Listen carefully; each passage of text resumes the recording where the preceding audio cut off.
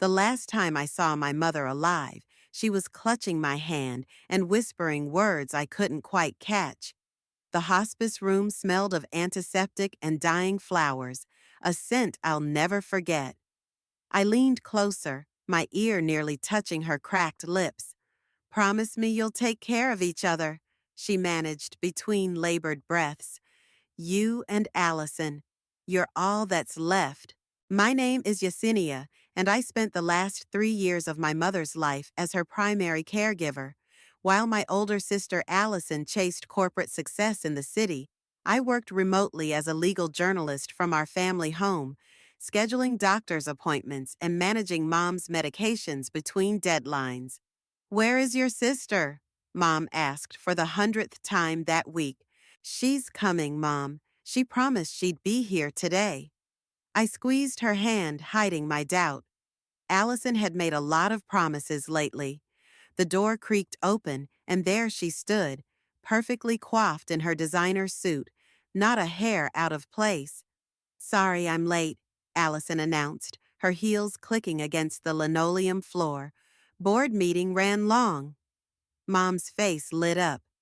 "My girls, both here." I stepped back, letting Allison take my place by the bed. She'd always been Mom's golden child, the successful one, the driven one. I was just the reliable one. "The lawyer's coming tomorrow," Allison said, shooting me a look, "to finalize everything." I nodded, though something in her tone made my stomach clench.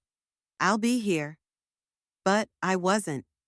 That night, Mom's condition deteriorated rapidly. By dawn, she was gone, and I never saw that lawyer. 2 weeks later, I stood in our mother's kitchen, my kitchen really, after all these years, staring at the eviction notice Allison had just slapped down on the counter. "You can't be serious," I said, my voice barely a whisper. Allison adjusted her watch, avoiding my eyes. "The will's been updated. The house, the accounts, everything's been transferred to me. You have 30 days to vacate." "That's impossible. Mom would never—" "Mom knew I could handle the responsibility," Allison cut in. "Face it, Yesenia, you've always been the weak one, the one who needs taking care of." "I took care of Mom." My voice cracked. "Where were you? Once-a-month visits, if we were lucky?" "I was building a future," she snapped. Then, with calculated precision, she reached into her briefcase and pulled out a document. I recognized Mom's handwriting on the cover. "Is that—" Before I could finish, Allison tore the papers in half, then quarters, letting the pieces flutter to the floor. "The original will doesn't matter anymore. What matters is what's legally filed." I stared at the shredded papers, my hands shaking. "You changed it. While she was dying, you somehow—" "Prove it." Allison's smile was cold, confident. "But do it quickly. Tick-tock." She turned to leave, her expensive perfume lingering in the air. At the doorway, she paused. "Oh, and Yesenia, don't bother calling Iris about this. I've already had my lawyer send her a friendly reminder about her firm's confidentiality agreements." My best friend Iris, who'd helped with Mom's legal paperwork for years, now gagged by whatever corporate strings Allison could pull. I sank to my knees, gathering the torn pieces of paper. Through my tears, I could make out fragments, "equal shares," and "my daughters," and "love you both." My phone buzzed. A text from Iris. "I'm so sorry, can't talk about it officially, but check Mom's old recipe box, the blue one."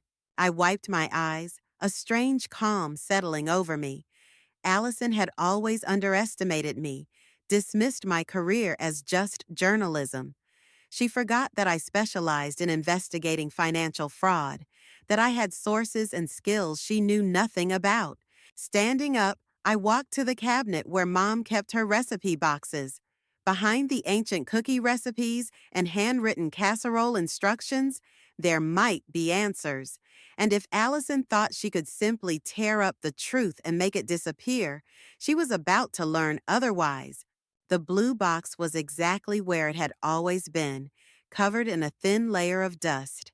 Inside, beneath a stack of yellowed index cards, I found a sealed envelope addressed to me in Mom's shaky handwriting. For my Yesenia, if things go wrong. My hands trembled as I broke the seal, but my voice was steady when I pulled out my phone and dialed. Bodhi, it's Yesenia. Remember that favor you owe me? I need your help with something, and bring your notary seal. The game Alison wanted to play? Fine. But she'd forgotten one crucial thing. I didn't just write about justice. I knew how to fight for it. The envelope from Mom's recipe box contained exactly what I needed. A handwritten letter detailing her true wishes, and more importantly, her suspicions about Allison's recent behavior. But it was what I found tucked behind the letter that made my hands shake. A USB drive labeled Backup Important. You're sure about this? Iris asked over coffee the next morning, her voice barely above a whisper. We'd chosen a busy cafe far from both our offices, where the buzz of conversation would mask our words. Look at these, I said, sliding my phone across the table. I'd spent the night reviewing files from the drive, emails, bank statements, and documents I'd found buried in folders. Iris's eyes widened as she scrolled. These transfer dates, they're all from when your mom was in hospice. Exactly, and look who authorized them.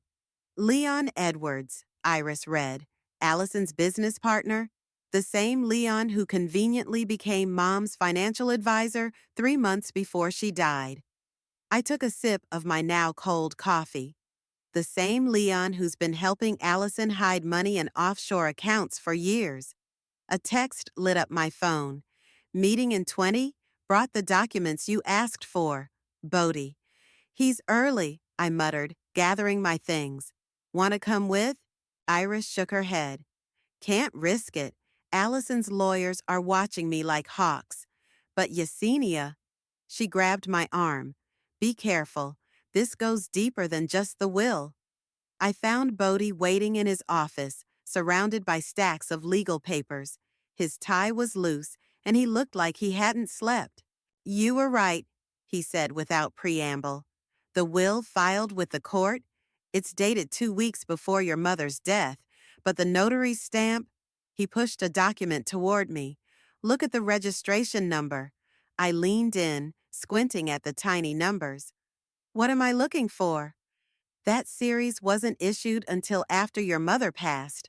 The document's a fake. My heart pounded. Can we prove it? Maybe, but there's more. Bodhi ran a hand through his disheveled hair. I did some digging into Leon Edwards. Remember that investment firm collapse last year? The one that lost millions in pension funds? The Morton scandal? I covered that story. Leon was involved, but his name was kept out of the reports. Alison helped bury it. A knock at the door made us both jump. Bodhi's assistant poked her head in. Mr. Edwards is here for his 2 p.m. What? Bodhi stood quickly. I don't have any... Hello, old friend. Leon stepped into the office, his smile sharp as a knife. Hope I'm not interrupting. I started gathering the papers, but Leon's eyes had already locked onto them. Interesting reading material. Just catching up with an old classmate, Bodhi said smoothly. Yesenia's working on a story about estate planning. Is she now? Leon's gaze shifted to me. Funny, I was just talking to Alison about you. She's worried about you, you know. Says you're having trouble accepting things. Tell my sister I'm fine, I replied, matching his tone. Just doing my job, investigating, writing, the usual. Right, the journalist. He laughed, but it didn't reach his eyes. You know, your sister mentioned you might try something like this, digging up dirt, causing trouble. She wanted me to remind you that whistleblowers often find themselves facing complications. Is that a threat? A friendly warning from someone who knows how these things work. He turned to leave, then paused. Oh, and Bodhi? Maybe review your firm's conflict of interest policies. Would hate to see you lose your partnership over family drama. After he left, Bodie slumped in his chair. He's right. I shouldn't be involved in this. But you've seen the evidence, the fake will, the transfers, evidence that could get us both in serious trouble if we used it. He looked at me sadly. I'm sorry, Yesenia. I can't help you. I stood, gathering the documents. Fine, I'll do it myself. What are you going to do? What I do best, follow the money. I pulled out Mom's letter, and Leon just made a big mistake. What's that? He admitted Alison knew I'd investigate, which means, I smiled grimly. She's scared of what I'll find, and now I know exactly where to look. That night I sat at my kitchen table, for the few weeks it would still be my kitchen, and created a new document.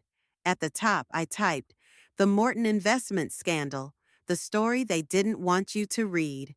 My phone buzzed with a text from Alison. "Final warning, drop it." I texted back a single word. "No." Then I opened my laptop and began to write, starting with a simple truth. This is a story about family, fraud, and the price of silence, and it begins with a fake signature on a dead woman's will. The game was on, and this time I had nothing left to lose. "Your sister's on line one," my editor said, her voice crackling through the speakerphone. "Says it's urgent." "I bet she does." I continued typing, the words flowing faster now. 3 days of intense investigation had yielded a gold mine of connections between Leon's failed investments and Allison's company. "Tell her I'm on deadline. She's threatening legal action if we publish." "Good. That means we're on to something." I saved my draft and grabbed my coat. I'm heading to meet a source. If Alison calls again, tell her my article goes live tomorrow morning. The cafe where I'd arranged to meet Leon's former assistant was crowded with lunch rush customers. I spotted her immediately. Nervous eyes, fidgeting hands, exactly what you'd expect from someone about to spill corporate secrets. "Sarah?" I slid into the booth across from her. "Thank you for meeting me." "I shouldn't be here," she whispered, glancing around. "If Leon finds out." "He won't. I protect my sources." I placed my recorder on the table. "Tell me about the Morton investments." "It was worse than anyone knows." Sarah's voice shook. "Leon didn't just lose those pension funds. He and Allison deliberately misrouted them. I saw the transfers myself." "Can you prove it?" She pulled out a thumb drive. "Everything's here. Account numbers, dates, emails." "Well, isn't this cozy?" We both jumped. Leon stood at our table, Allison right behind him. My sister's face was tight with anger. "Sarah, dear," Leon said smoothly, "remember that non-disclosure agreement you signed? The one with the six-figure penalty clause?" Sarah went pale. Without another word, she grabbed her purse and fled, leaving the thumb drive on the table. Leon snatched it before I could reach it. "Sit down, sis," Allison said, sliding into the booth. "We need to talk." "About what? How you stole Mom's house? Or how you and Leon scammed hundreds of retirees?" "About family loyalty," Allison snapped. "About knowing your place." "My place?" I laughed. "You mean under your thumb? Not anymore. Think carefully about your next move," Leon warned. "Journalists can have accidents. Stories can be discredited." "Is that what happened to the Morton whistleblower?" I asked innocently. "The one who disappeared right before the investigation?" Leon's face darkened, but Allison held up her hand. "Enough. Yesenia, be reasonable. What do you want? Money? I can write you a check right now." "I want the truth. I want what Mom intended." "Mom intended for the family legacy to be protected," Allison hissed. "She knew you'd waste everything on your bleeding heart causes." "Is that what you told her when you forced her to sign the new will?" A flash of something, guilt, fear, crossed Allison's face. You can't prove anything. Can't I? I pulled out my phone, showing them my screen. Sarah might have run, but she's not my only source. Remember Jamie from accounting? He's been documenting everything for months, and unlike Sarah, he's already gone public. Leon grabbed for my phone, but I pulled it back. Too late. My editor has everything. If anything happens to me, it all goes live. You're bluffing, Alison said, but uncertainty crept into her voice. Am I? Check your company's stock price. They both pulled out their phones. I watched their faces as they saw the numbers, already dropping as rumors of the upcoming story circulated. You'll destroy everything, Alison whispered. No, you did that when you betrayed Mom. When you betrayed me. I stood up. The article runs tomorrow. Maybe it's time you learned about consequences.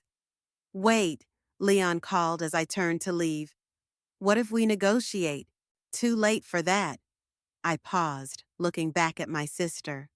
You know what Mom really said in her last moments? After you left early that day, she said she was worried about you, Alison, not me. She saw what you were becoming. Allison's face crumpled for just a second before her mask slipped back into place. Get out. Gladly. Oh, and Leon? I smiled sweetly. The SEC is very interested in those offshore accounts you mentioned when you were threatening Sarah. Funny how surveillance cameras pick up everything these days. I walked out of the cafe into the bright afternoon sun, my hands shaking but my steps steady. My phone buzzed, a text from Bodie. Just saw the preliminary stock reports. You did it, but be careful. Cornered animals are dangerous. Another message popped up, this one from an unknown number. Ms. Griffin, this is Agent Torres from the Securities and Exchange Commission. We'd like to discuss your findings. I smiled, typing a quick response to both messages. Then I headed back to the office. I had an article to finish, and this time, the truth wouldn't be buried in torn papers or hidden files. This time, everyone would know exactly what kind of people my sister and Leon really were. The morning my article went live, I woke up to chaos. My phone wouldn't stop buzzing with notifications, and news vans lined our street. But it was the manila envelope slipped under my door that caught my attention. Inside was a stack of photographs, old family pictures I'd never seen before. They showed a younger Alison, maybe 12 or 13, standing in front of various academic awards. But in every photo, she was alone, while other pictures from the same events showed Mom standing proudly next to me. A handwritten note fell from between the photos. Found these in Mom's study. Thought you should see them before you finish destroying our family. My doorbell rang. Through the peephole, I saw Iris holding coffee and newspapers. Your story's everywhere, she said, spreading the papers across my kitchen counter. The stock's in free fall. Leon's been suspended pending investigation. And Alison? No one's seen her since yesterday. Iris paused, studying my face. What's wrong? I showed her the photos. Did you know about these? God, Iris breathed. I remember these events. Your mom, she always made such a big deal about your achievements, but Allison's, she was valedictorian, I said quietly. Full scholarship to business school. But in these pictures, yes, Anaya. Bodie's voice came from my doorway. I hadn't even heard him come in. We need to talk. I just got off the phone with Allison's assistant. What happened? She's at Mount Sinai Hospital, apparent overdose. The room spun. Is she? She's stable, but there's more. He pulled out his phone, showing me a video. Security footage from her office, right after your article dropped. The video showed Alison alone in her office, frantically shredding documents. But it was her face that caught me, tears streaming down her cheeks as she repeatedly whispered what looked like, I'm sorry, Mom. There's something else you need to see, Bodie said, pulling out a folder. I found these in the firm's archives, letters from your mother to Alison, returned unopened, dozens of them, going back years. My hands shook as I opened the first one. Mom's familiar handwriting filled the page. My dearest Alison, I know you think I favored your sister, but please understand. I can't read these. I pushed the letters away. This doesn't change what she did. No, Iris said gently, but maybe it explains why. My phone rang. The hospital. Without thinking, I answered. Ms. Griffin, your sister's asking for you. The hospital room was quiet except for the steady beep of monitors. Alison looked small in the bed, her designer clothes replaced by a plain gown. Come to gloat? Her voice was hoarse. Why did you return Mom's letters? She flinched. How did you? Answer the question. Because I couldn't stand her excuses. Alison's voice cracked. Every letter would be the same. How proud she was of you. How she wished I could be more like my gentle, caring sister. That's not true. No? She laughed bitterly. You got her love just by existing. I had to fight for every scrap of attention. Perfect grades, perfect career, perfect life. None of it was ever enough. So you punished me? Took everything? I took what I earned. She tried to sit up, wincing. Every success, every achievement, it was all to prove I was worth something. And then you, her voice broke. You wrote that article, and now everyone knows. I'm nothing. I pulled out the photos she'd sent. Mom kept these, all of them, and look. I turned them over. On the back of each one, Mom had written notes. Allison's science fair win, so proud. My brilliant girls debate championship. Allison's hands trembled as she took the photos. I never saw these. Because you pushed her away, pushed everyone away. I sat on the edge of her bed. The money, the will, we can fix all that. But this has to stop.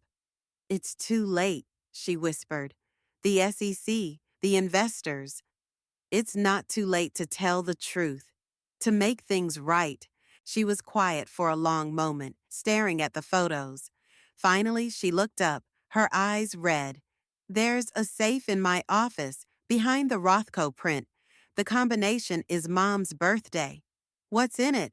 Everything, the original will, documents proving Leon's fraud, and she swallowed hard. A confession. I wrote it last night, before everything. I stood up. I'll get Bodhi. Yesenia? She caught my hand. I am sorry, not just for the will, for everything. I looked at my sister, really looked at her, and for the first time in years, I saw past the perfect facade to the scared girl in those old photos. I know, I said softly. Me too. You can't go in there. Allison's secretary jumped up as Bodhi and I strode toward the office. The SEC has sealed. I have written permission from Allison, Bodhi interrupted, showing her the hospital forms. And a federal agent on the way. We're here for one specific item.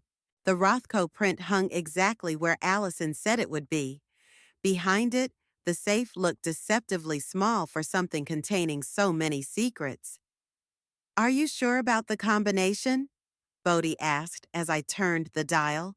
Before I could answer, a familiar voice cut through the room. Step away from the safe. Leon stood in the doorway, his usual polished appearance noticeably disheveled.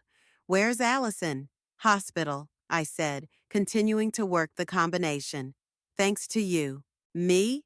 He laughed sharply. I protected her, gave her everything she wanted. You're the one who destroyed her. By exposing the truth? The truth. Leon moved closer, his voice dropping. The truth is, your sister was nothing before I found her. A middle manager drowning in self-doubt. I made her what she is. You made her your puppet, I snapped. Used her insecurities to manipulate her. I used her talents, her drive. He glanced at the safe. And now, you're going to use whatever's in there to finish what your article started. The safe clicked open. Don't, Leon warned, reaching into his jacket. Federal agent, hands where I can see them. Agent Torres appeared behind Leon, weapon drawn. Two more agents flanked her. Perfect timing, I said, pulling documents from the safe. You'll want to see these. Those are private corporate documents, Leon protested as an agent cuffed him. Actually, Bodhi said, examining the papers, these are evidence of criminal conspiracy. And this, he held up a sealed envelope, appears to be Allison's full confession. She wouldn't, Leon snarled. She did. I turned to Agent Torres. There's something else you should see. I pulled out my phone, playing the video I'd recorded at the hospital earlier. Allison's face filled the screen as she detailed years of financial manipulation, forged documents, and Leon's careful grooming of her as his corporate puppet. He said he'd make me stronger than you, Allison's recorded voice said. Strong enough that Mom would finally see me, but all he did was turn me into someone she wouldn't recognize. Leon lunged toward my phone, but the agents held him back. Take him, Torres ordered. Ms. Griffin, we'll need you and your sister to make formal statements. Of course. I watched as they led Leon away, his threats fading down the hallway. Yes, Ania, Bodhi called from the safe. There's something else. He held up a thick envelope labeled Family Trust, Original Documents. My hands shook as I opened it. Inside was Mom's true will, along with a letter dated just days before her death. My dearest daughters, it began, if you're reading this, something has gone wrong. The house, the trust, they were never meant to divide you. They were meant to bring you together. This changes everything, Bodhi said quietly. With these documents and Allison's confession, we can restore the original will. My phone buzzed. A text from Iris at the hospital. Allison asking for you. Says it's important. Go, Bodhi said. I'll handle things here. I found Allison sitting up in bed, looking more alert than before. A laptop balanced on her knees. I've been watching the news, she said. They arrested Leon? I nodded.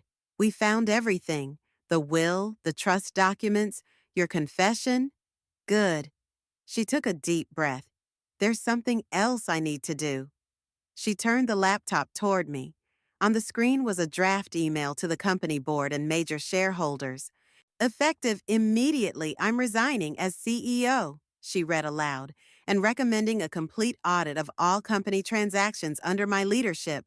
Allison, you don't have to. Yes, I do. Her fingers hovered over the send button. For once in my life, I need to do the right thing, not the strong thing. Mom would be proud, I said softly. She pressed send, then looked at me with tears in her eyes. Would you stay while I call the board? I pulled up a chair and took her hand. I'm not going anywhere. As Allison dialed the number, I glanced at the photos still scattered across her bedside table. The lonely girl with her awards, trying so hard to be seen. But now, finally, she wasn't alone. My phone lit up with a message from Agent Torres.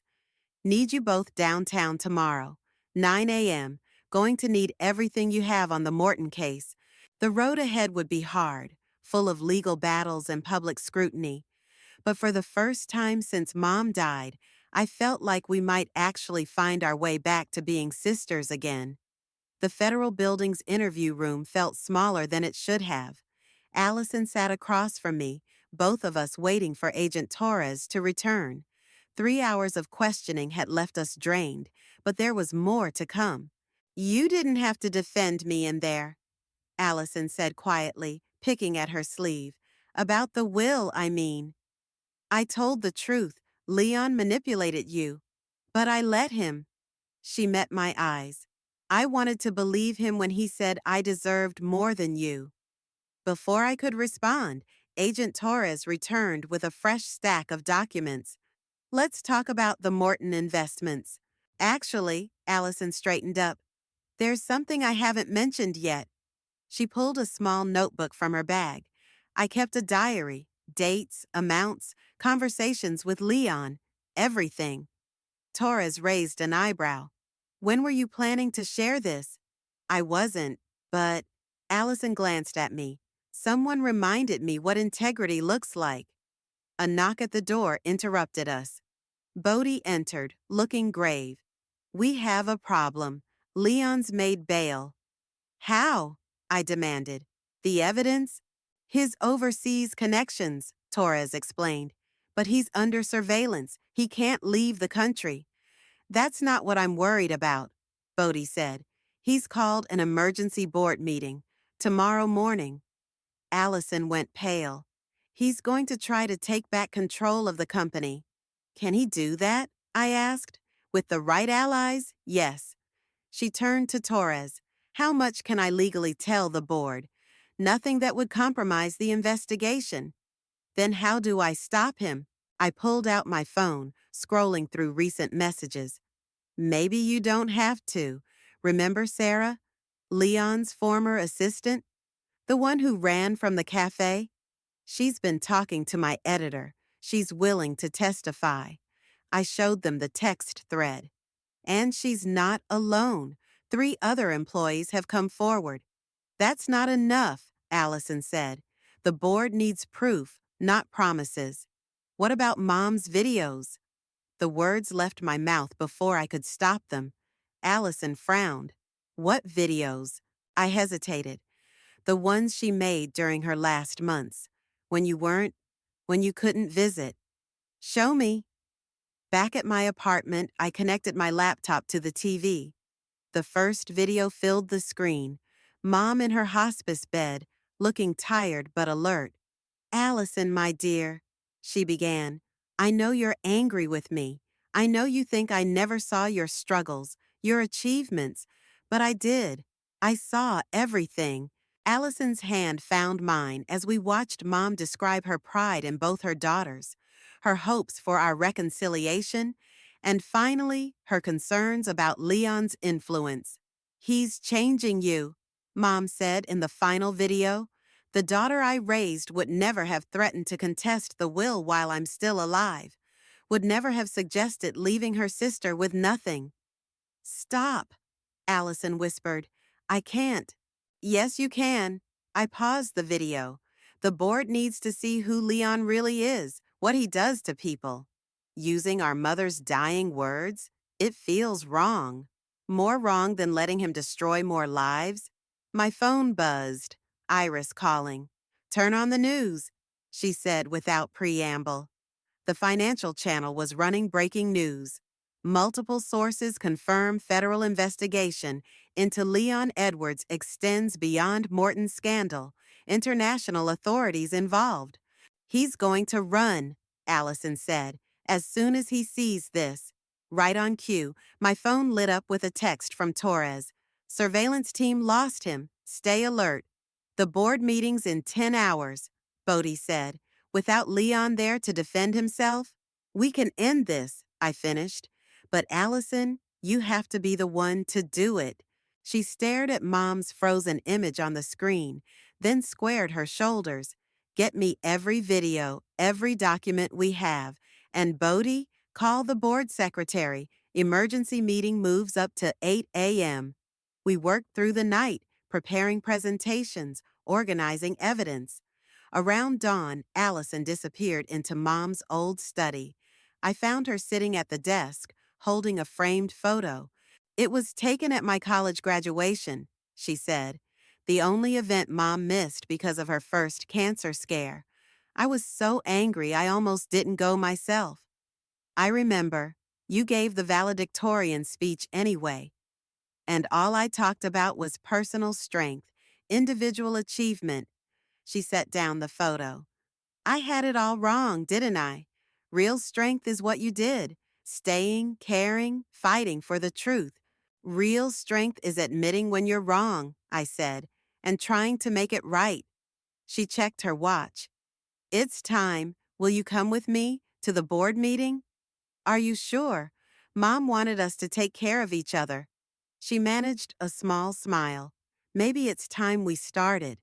Together, we walked out into the dawn, carrying the truth our mother had tried to tell us all along, that real power isn't in what you take, but in what you're brave enough to give back.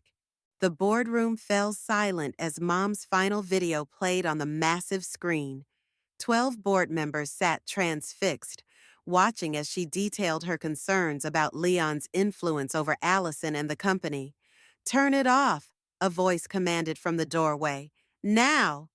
Leon stood there, looking dangerous despite his disheveled appearance. Two security guards moved toward him, but he held up his hand.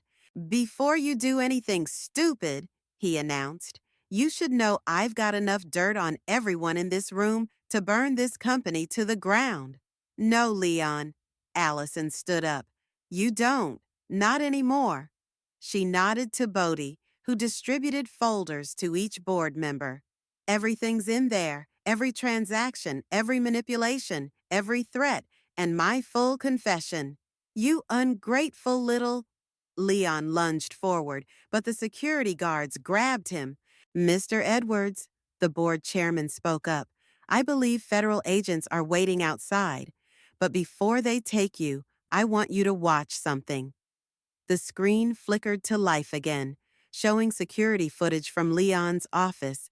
In it, he was berating a young analyst, threatening her family if she didn't falsify reports. "Sarah provided that footage," I said, "along with 6 years' worth of similar videos." "You recorded your own crimes," Alison added, "because you never thought anyone would dare use them against you." Leon struggled against the guards. "The offshore accounts, the evidence. I'll destroy everything." "Already secured," Agent Torres stepped in from the hallway.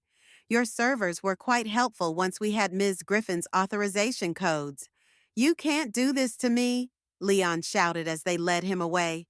"I made you, Alison. You're nothing without me."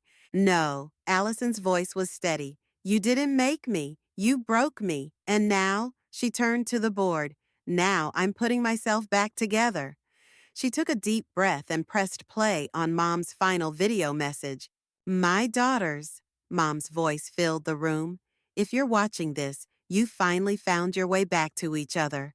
Alison, your strength was never in your achievements, but in your heart, the heart you buried trying to prove yourself.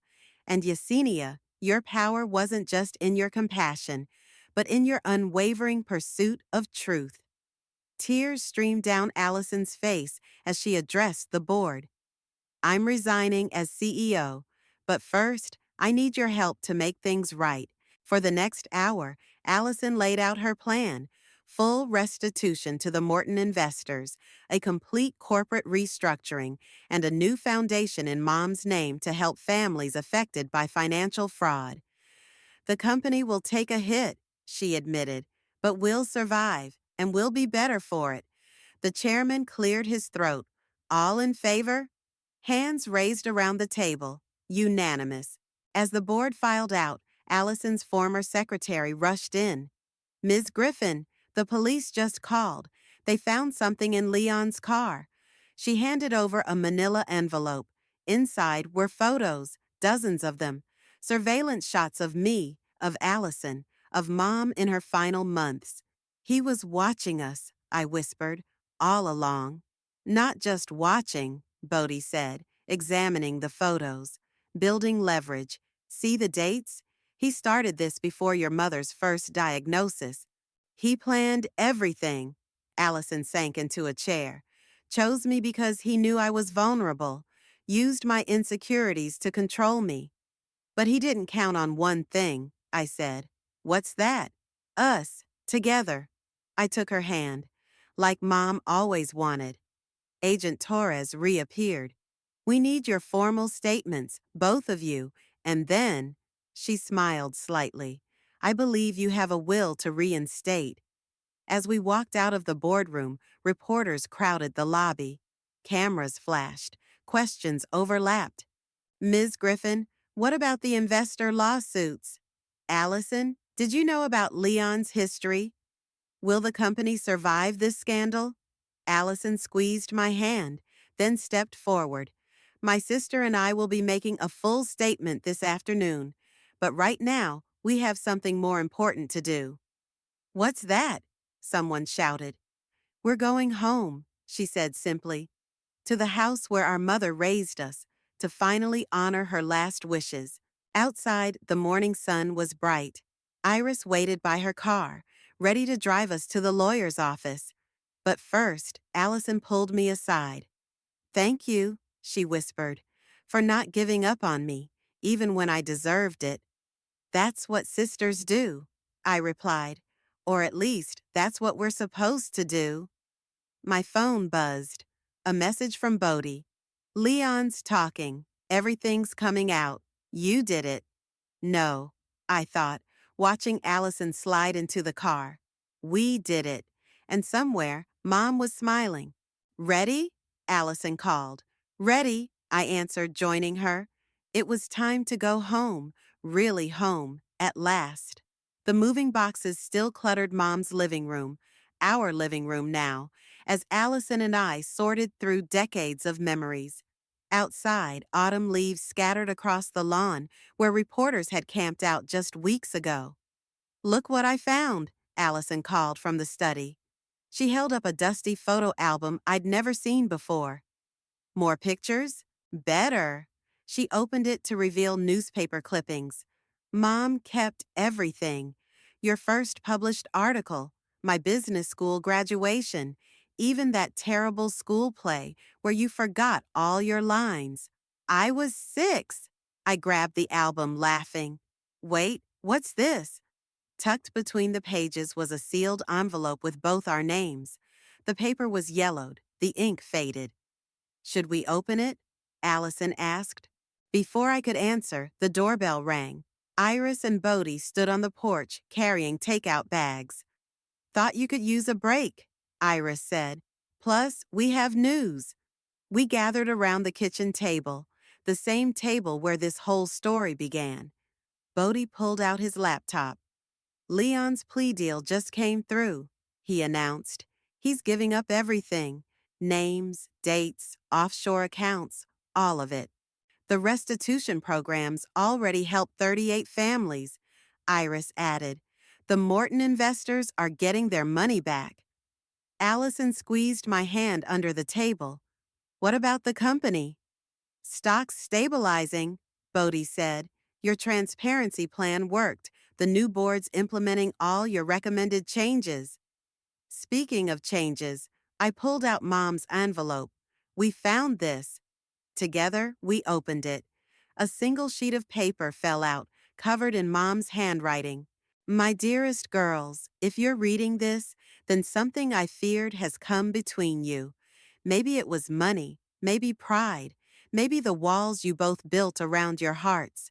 But I know, my daughters, I know that beneath Allison's armor lies the same sensitive soul who used to read stories to her little sister. And I know that behind Yesenia's quiet strength lies a warrior who never backs down from the truth. You think I loved one more than the other? I loved you differently because you are different. Allison, your drive changed lives, created jobs, built futures. Yesenia, your compassion healed hearts, exposed wrongs, protected the vulnerable.